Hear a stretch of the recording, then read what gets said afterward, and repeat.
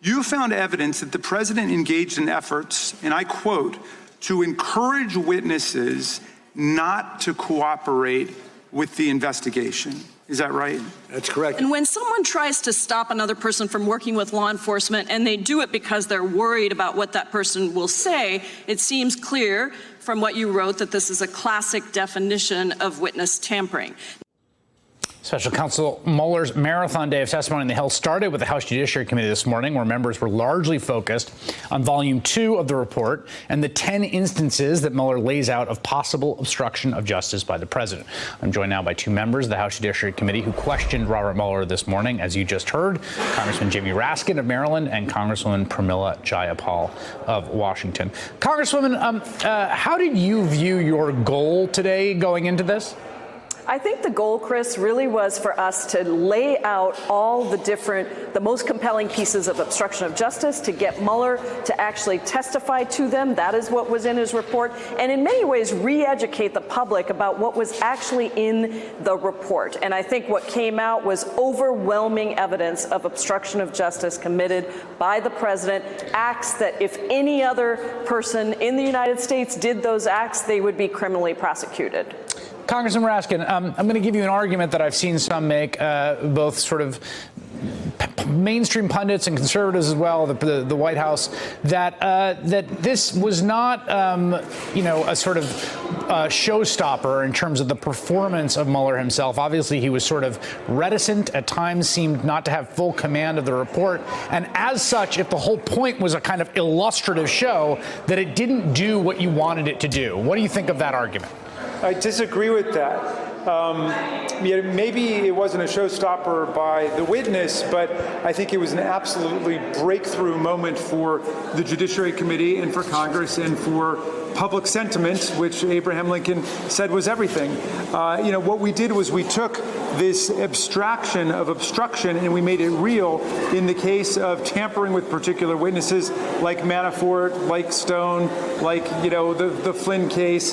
In my case, I was talking about Michael Cohen. We talked about the president trying to get people to lie, trying to get people to cover up evidence, trying to fire the prosecutors. We really brought it down to the level of factual detail. And I think we did break through the sound barrier and we dispelled the fog of propaganda that Attorney General Barr and Donald Trump have been laying down over the country ever since the report came out. If there's evidence of obstruction of justice, Congresswoman, as you just said, which I think both of you agree with, and I think many in the caucus and certainly on the committee, Congresswoman, isn't that on its face just that meets the facial threshold for opening an impeachment inquiry if there is sufficient evidence the president himself obstructed justice?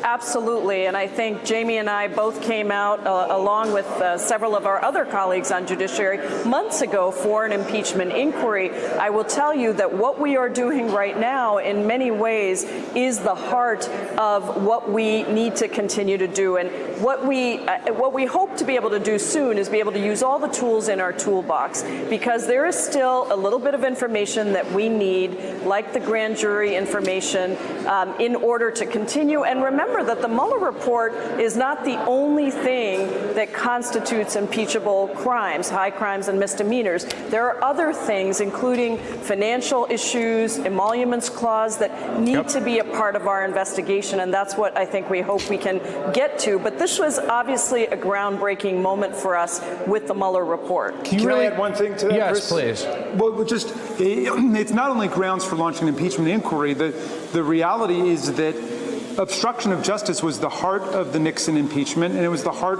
of the Bill Clinton impeachment. Congress has established through history and through its own precedents that obstruction of justice is right up there with bribery and treason as a betrayal of the basic oath of office. And that's what Trump did. His duty is to take care that the laws are faithfully executed, but he tried to sabotage the laws, he tried to tamper with witnesses, and he tried to obstruct justice. And we saw it in case after case that we laid out in painstaking detail today. And Chris, you might have noticed that after almost every one of our testimonies, we ended with, if anybody else had committed these same crimes, they would be prosecuted. Nobody should be above the law. And I think that was a theme throughout the hearing. So two questions. One, I guess, is I'm hearing you and I'm nodding along. I mean, this seems generally persuasive to me, but it just seems like okay, so then I watched Democratic leadership come out and say, we're going to go to court. We're going to keep trying to track down this information. I guess for you, Congressman Raskin, and then I'll come to you, Congresswoman, you know, there was a really remarkable moment in the second hearing where Robert Mueller basically said, look, we wanted the president to sit down for an interview, but we had to weigh the fact that it would drag things out versus the probative value of actually getting an interview.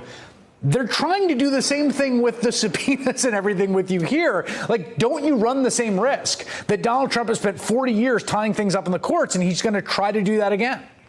Absolutely, and contempt of Congress is itself an impeachable offense. That was also in the Nixon case. But look, there's material that we're going to go and fight for that we have every right as the Article I branch to get. The grand jury material under 6E we're going to be fighting for. We want to see that Don McGahn comes in to testify. He's a critical witness since he was told to go out and sack the special counsel. We've got a right to all these people's testimony. We've got a right to all the documents we're asking for. If they don't give it, that in itself escalates the constitutional confrontation with Congress. So then do you understand your role, Congresswoman, as being part of a project now that is engaged in building evidence sufficient enough for impeachment? Well, what I would say to you, Chris, is I think that today was groundbreaking, and imminently I think you will see a number of actions that will reflect the seriousness of where we are and the inevitability of the path that we are on. And I think, you know, it probably feels like a long time to wait, but it certainly feels that way for us too. But we do have to follow a couple of steps. But I would just say imminently, I think we'll see some steps that will reflect the seriousness of the path that we're on. The inevitability. That's a very interesting word in a bunch of different directions. Congressman Jamie Raskin, Congresswoman Pramila Jayapal, thank you both for joining me. Thank you. Hey there, I'm Chris Hayes from MSNBC. Thanks for watching MSNBC on YouTube. If you want to keep up to date with the videos we're putting out, you can click subscribe just below me or click over on this list to see lots of other great videos.